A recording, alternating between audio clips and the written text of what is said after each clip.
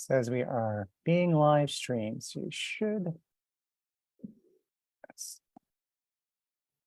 Perfect. I can see it. I'm sharing Great, great.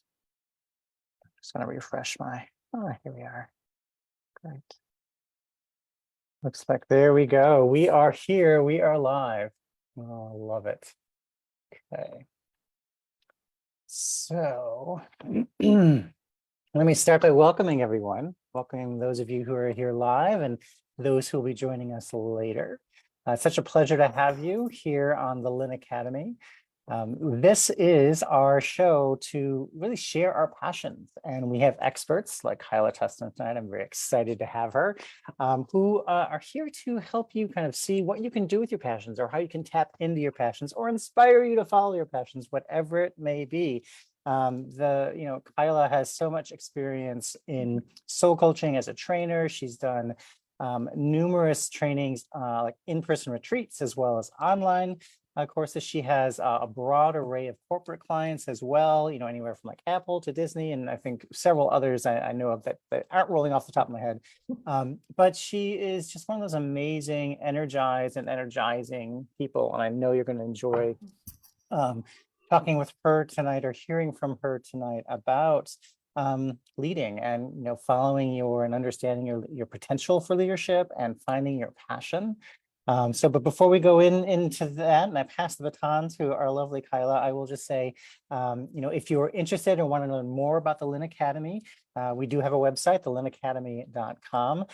So go there, you'll see all of our various graduates, so our experts in feng shui, in space clearing, in soul coaching, in gateway dreaming, in oracle card reading, and on and on. So please check that out. If I didn't mention it, my name is Bill Schwingel, and I am one of those graduates, and I am honored to be able to speak to our experts in this series. So with that, I would like to pass to you, Kyla. Welcome. Thank you so much for being with us tonight. Thank you, Bill, and welcome, everybody. So where should we start, Bill? Should we start with my journey of how I ended up here? If that where the flow goes, let's go with it. Yeah. So I was thinking about in terms of like passion and potential, and how I ended up here. To many people that maybe don't know me, I came out of investment banking in 2010, so a little over 13 years ago. And the thing that allowed me to really step onto this path of full passion and potential for myself was finding myself randomly at Denise's ranch, which for many people is unusual, because Denise is such a beautiful spirit in our world. And it was like, I didn't actually know who she was when I arrived. I felt called to do the soul coaching because I'd found this Soul Whispers book, which was a collaboration of a whole lot of different soul coaches in it. And as soon as I opened the book, I was like, I think this is what I was born to be. And then arriving at Denise's ranch a couple of months later, because I'd taken a 7-month career break at that point, the unfolding of it to me was a remembering. And in that remembering, it was as if this natural potential and this natural passion inside of me to, I guess, guide people within, but to also find all of the answers within, was invoked within myself. And from there, it became my lifelong passion to embody soul coaching and the wisdom of my own soul. And then through that, support other people to do it along the way as well, because I see so often in the world, from a leadership perspective, or if someone's listening and they're not a leader, even if you're a self-led leader in terms of the way you want to live your life in alignment with your values, the things that are most important to you, as a parent, as a godmother, godfather, whatever your role is in the world, I do believe that at this powerful, poignant time, we can all be leaders. And so it may be from a career perspective, but it may also be from a perspective of like, what do you want to see in the world? What are the causes that matter most to you? And how do you come back to unleashing that voice and creative spark that's inside, when for many of us, through our schooling system, maybe it's our belief systems, whatever it might be, for a lot of us, that unique voice or that power within has been or was suppressed, depressed, repressed in so many ways. And maybe through fear, maybe through the beliefs with myself, it was this idea that I wasn't enough. So I'd spent like my whole entire, I guess, childhood feeling like I didn't belong, feeling like an outcast, feeling like I was the weird one that never fit in anywhere. Mm-hmm. So then being quite intuitive and unknowingly that intuitive, I looked out into the world and I was like, well, who do I need to be to fit in? And then a big part of that is it dims our spark. It dims our natural creativity, that leader within us to be a part of the change, because in that way we're kind of this going along with how everything else is. But what I found for myself and for many clients is that it starts to become so uncomfortable trying to be like everybody else that eventually that leader within really starts to ignite. And it's like this outfit that I'd put on was starting to feel so uncomfortable that the only thing I could do was shed it. And in that way, it's scary. It's scary to be vulnerable in the world. It's scary to go within to find the answers when everybody is telling us that. Even to be a great leader is a perfect example. There's all these textbooks. But very rarely, which we do in the world of soul coaching, does someone invite a leader to go within and say, from that voice inside your heart and soul, who do you want to be? What values do you want to align with? And what will make you allow you per se to lay your head on the pillow at the end of the day and say, I was really proud of how I showed up, either as a parent, a leader, a contributor to society. But most of the time it's like, follow this 5-step model and you will be a great leader. Whereas I think go. Sorry, Kyla. And I think that in today's world it is so important. People are really just feeling that pull, right, to find their authenticity, their kind of their way to kind of shed that. I love that term, that description, shedding that outfit that no longer fits. Totally. Yeah. And a big part of it is that the fear of judgment, the fear of rejection. And the fear of rejection is the same pain point in our brain as the fear of death. Because back in the day in a tribe, if we did get rejected and we got rejected from the tribe, most likely we would have died because we couldn't survive. And so for many of us, as we're stepping into that fullness of our own potential, our values, who we are and what we want to uniquely express in the world, some of the biological systems in us are fighting against that at the same time, because it's like, oh, just do this to fit in, or just suppress that, or don't worry about your needs in this situation, like just like kind of keep the peace per se, as opposed to like know thyself. And in knowing thyself, what I think comes from this is this deep place of a confidence that is a soulful confidence. So often in my coaching and workshops, people ask me, but what if you become too confident? And like, what if you love yourself too much? And I really think in the world of soul, this is completely impossible, because it comes from a place of purity and innocence combined with power, which is that, Bill, in this moment, I can honor and love myself wholly and completely while witnessing the love and the uniqueness in you and everyone that we work with from a place of wholeness and completion as well. And there is no comparison from that place. It's like the individualization of our uniqueness is what makes us all great and what makes us all shine brighter. And it's like, in celebrating me, I celebrate you, and we celebrate everybody in that way. And I often will say to clients that I'm your greatest raving fan until you are. And one of the greatest privileges I hear from clients, and I actually received an email last week, and one of them said to me, I haven't seen you in a while because I've been buying an apartment, all these things have been changing, but I just need you to know there's so many moments in my week where I say, what would Kyla do? And wow. I take that in from, there's a little like, oh, that feels so good. But also what I know she's saying is, what does my soul want me to do? Like, what would love do in these moments? And I think when we come into this place of unleashing that purpose and that potential and that leader from within, we actually then allow and grant permission for everyone around us to be fully expressed at that same time too. And it doesn't mean that it's not scary. We're like moving through all of these beliefs and these ideas, like children should be seen and not seen and not heard. Yes. I've cleared it so much I can't even remember it. And so for many of us, this idea of like speaking up about the things that matter to us, in many of the workplaces I work with now, I see there is so much conflict avoidance. Mm-hmm. And in that, there's a fear of actually like expressing ourselves fully, but that's where authenticity comes from. Like deep trust comes from knowing that you can move through challenges and stress and conflict with somebody, and you can do it with respect and compassion and kindness, and have diversity of thought and opinions within our leadership, within our workplaces, within our families and communities.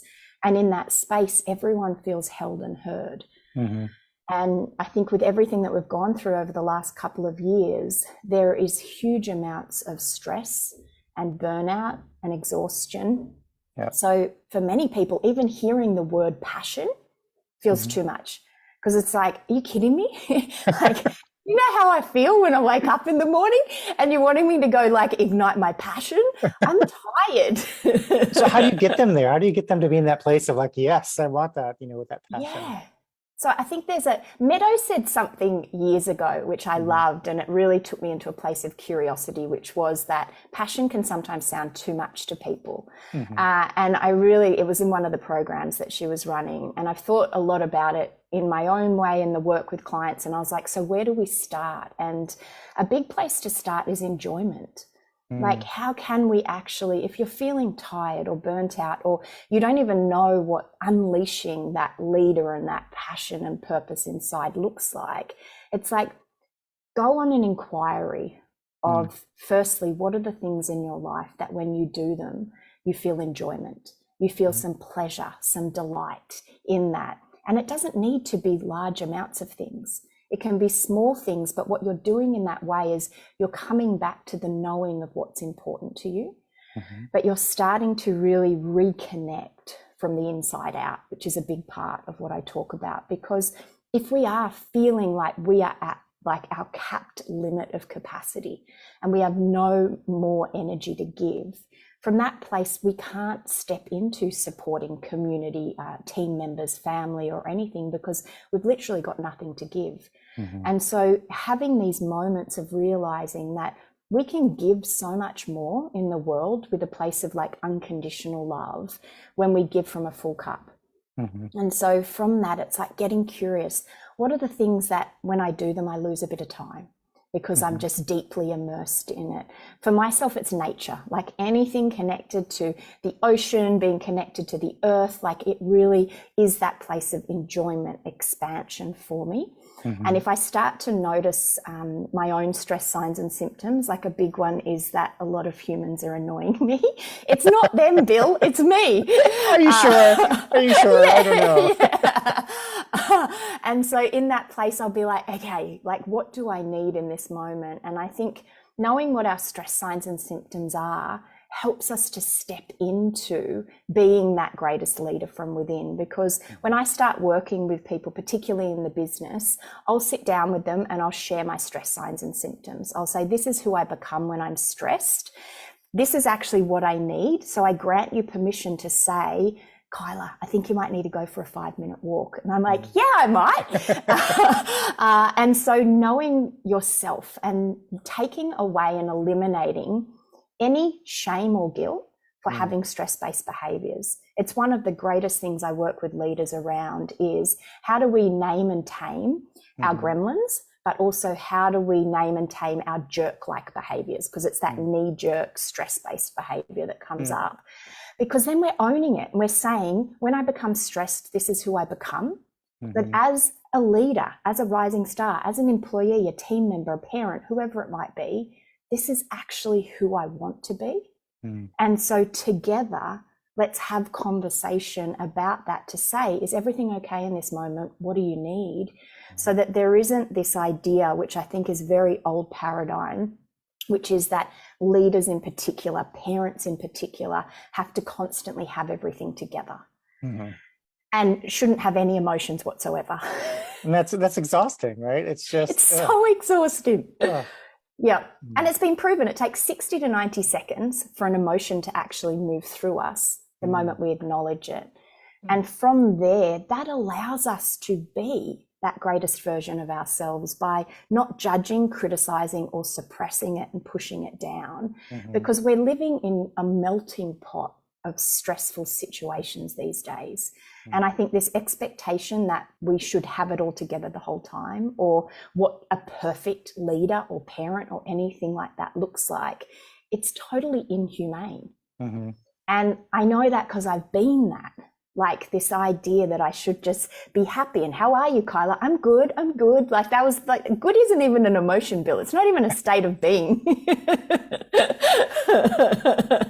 I still use it. Totally. Do you know what? Yeah. I think we all still do, but it's like, well, and for me, this is the part of it. It's like, how do we grant ourselves permission in this moment to be a part of something brand new? Yeah. And in that, embody what it is that we want to see. So one of the activities that I do with clients when they start is have them to define, like, who is your greatest self-led leader? Like, what are the qualities? What are the gifts and the strengths? And you can start by imagining who is someone that you admire in the world and what are some of their qualities and strengths, because I see that it's not really an individual we're admiring. It's like an archetypal combination even. There might be more than one person in that. But how do we step into knowing that inside of every single individual on the earth right now, there is a leader within, and there is a unique voice that wants to be shared with the world. And in that way, grant ourselves permission to express it our way with the deepest level of compassion and understanding for what people are going through. Because I think there's also sometimes a misuse of like expressing ourselves in workplaces saying, oh, I'm just sharing my truth. And it's like, yeah. And sometimes we need a little bit of discernment. And to look at ourselves and go, okay, what is my part in this? And like, do I need to actually go and take a mini time out to reset my nervous system, to calm down, and from a place of deep humility of my humanity, than from a place of, I shouldn't feel this way, I don't want to feel this way, I'm really sorry that I'm angry or sad, as opposed to, I feel really angry or sad or disappointed in this moment, and self-regulating and loving on that inner child inside of us that in that moment maybe doesn't feel safe.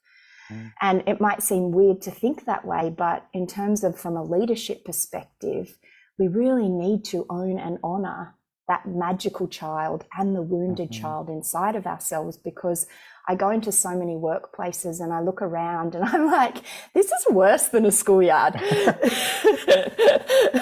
it's all these anxious little kids just like banging up against each other, but everybody is a lot of the time saying, I'm in pain, I'm afraid, I don't feel safe. And instead of saying, is everything okay? What do you need? We will reprimand the behavior. Yeah.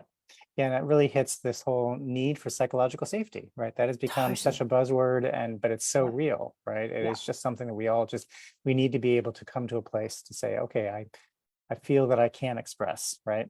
So totally. And I think like with the work that you do with the feng shui and the work that I do with the soul coaching, it's like the psychological safety and the emotional and energetic safety. So there's a big part in that of like, well, what are our environments like from that place and that space of allowing people to fully express themselves in their ideas, their creativities, their innovations? Because what I see as well is that by suppressing parts of ourselves and pushing down our emotions, it limits and in a way debilitates the creativity and the innovation that is needed for us to step into. I talk about the future of work, because in the last 2.5, 3 years, and I know you've experienced it a lot, workplaces have changed. Like we're not going back to the way things were, yet they pivoted and changed like at the blink of an eye. It was literally overnight. Like in Australia, it was overnight. Majority of people couldn't go to the office, right? Right. And so emergency things were put into place for hybrid, at that point, remote working environments, but now hybrid ones. But we're still trying to run things the way that we used to do it. And then not actually pausing to say, I don't have the answers. So together, can we say, is what we're doing working? And is there a better way? And can we invite this discussion across all areas of companies and businesses, even within families and communities as well, and say, is there actually a better way of doing this? And I think that brings up a lot of fear of like old ways and questioning and things. But I think if we don't bring in curiosity, we're staying stuck in these ways that we've not really thought about. Does this serve the human spirit? Is it serving people physically in terms of, like in Australia, US, basically globally, we have these rising rates of mental health issues, anxiety, obviously depression, suicide ideation. Yet on the flip side of this, I think a lot of it is emotional health that we're needing to look at. And it's like, are we creating environments at home, in our communities and in our workplaces that allow ourselves to thrive now that we're in the technological age?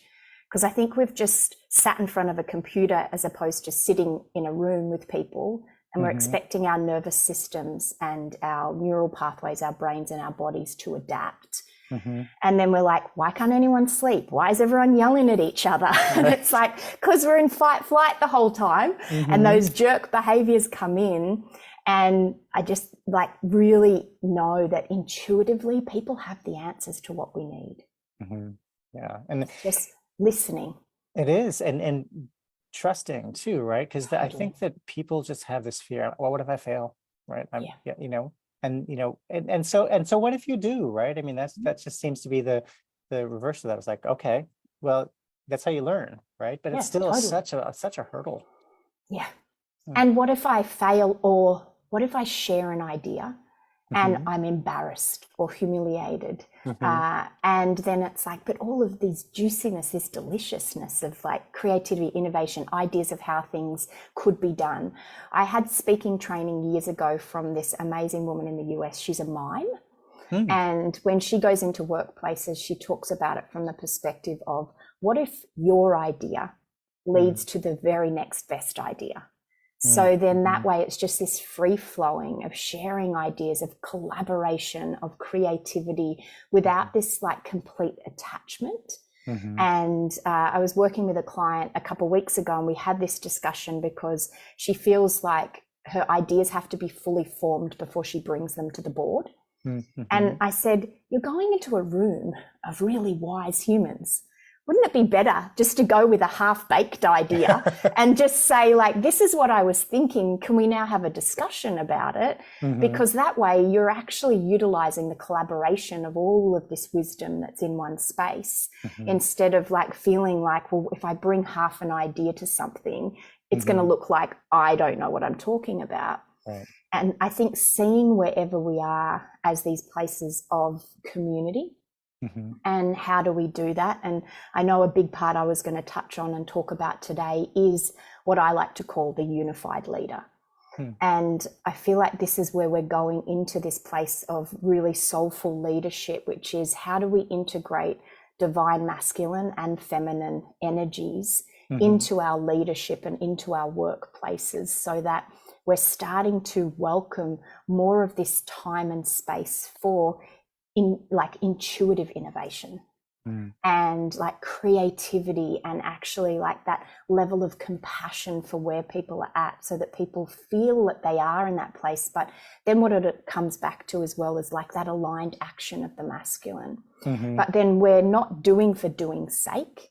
We're actually going within, we're future dreaming, we're storytelling about where we want the direction of things to go. And we're allowing a bit more of that intuitive flow of the feminine in that space, while also then taking like really empowered, powerful action that we know is heading in the right direction, while also then adjusting and adapting along the way. Because I think that's the big part that we often miss within that feminine energy. I see it like the water.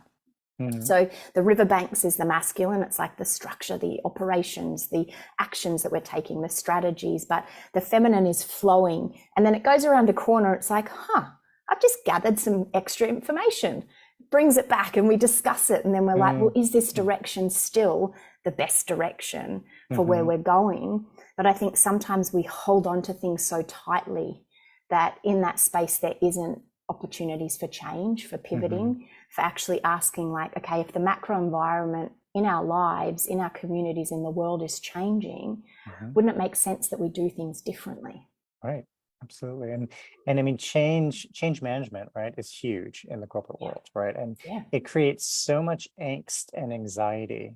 And you know, I think that what you do and the way that you do it is a beautiful way for people to kind of look at it with a new perspective, right? A new, just from a new place to be able to say, oh, wait a minute, no, we can, right? So it's just beautiful stuff. I'm going to see if we have any questions here, just checking here.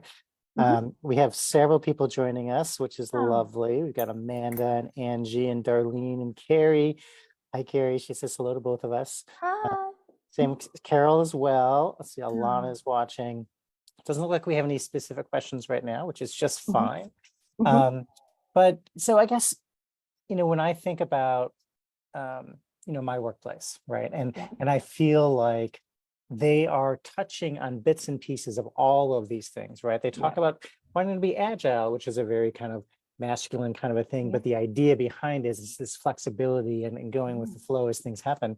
And it's just, you know, it's just, I feel like all that the corporate world is getting ready.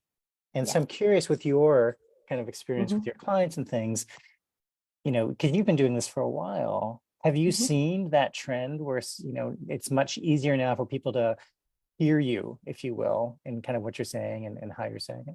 Yeah. Look, one of the gifts that's come out of the last few years is that everything emotionally got so heightened for people and the world changed and environments, workplaces changed so much, is that we couldn't ignore it anymore.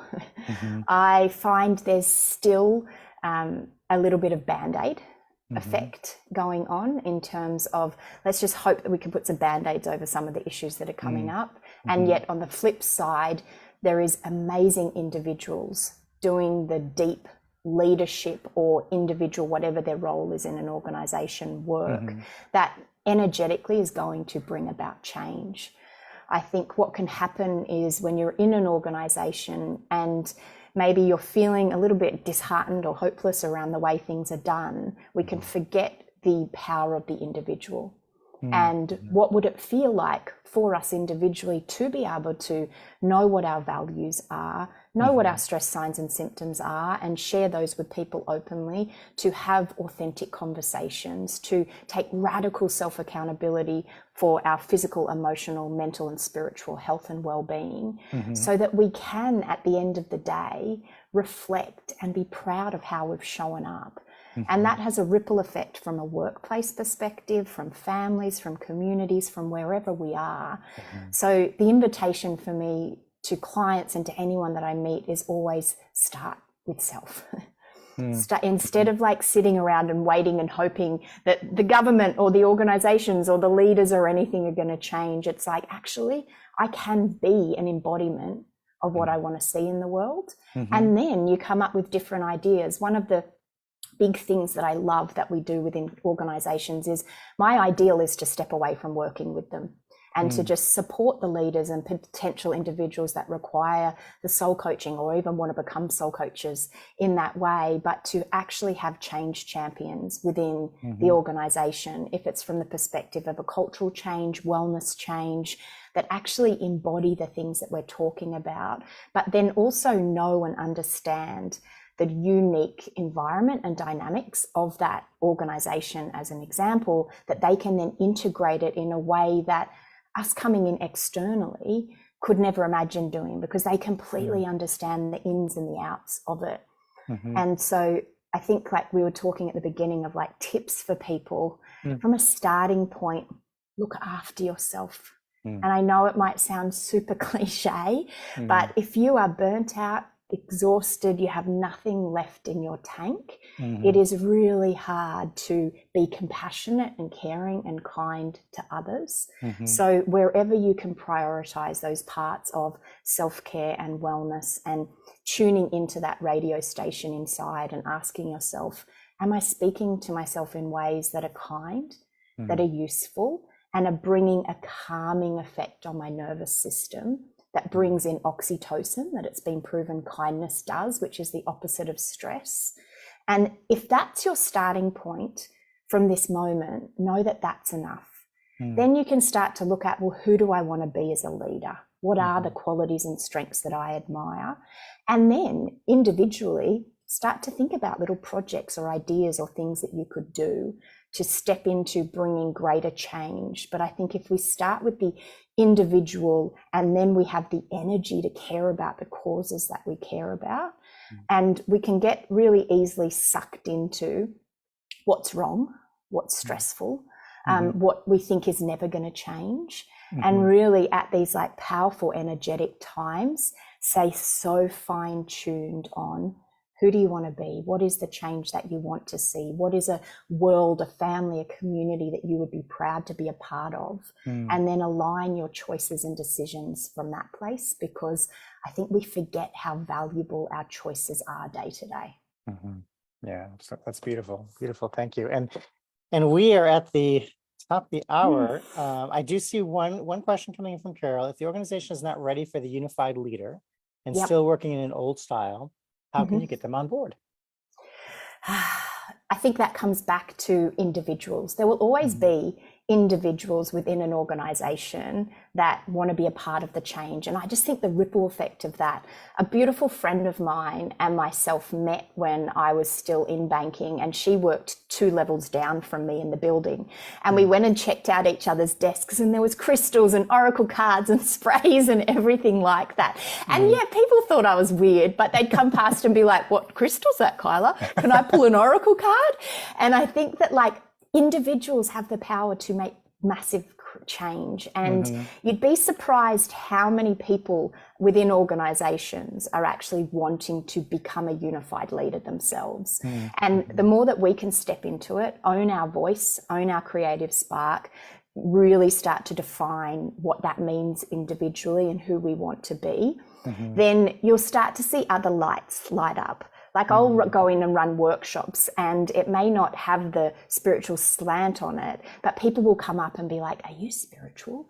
And then they'll start sharing that they have a shaman or all of these different things. And I think the more open and expressive we are individually about who we are, we grant that permission, like I shared before, for other people to do that as well, and bring in initiatives. And it might be at the beginning that only one person turns up, but know that there's 2 of you then, and then there's more and there's more. So I think I would just say start.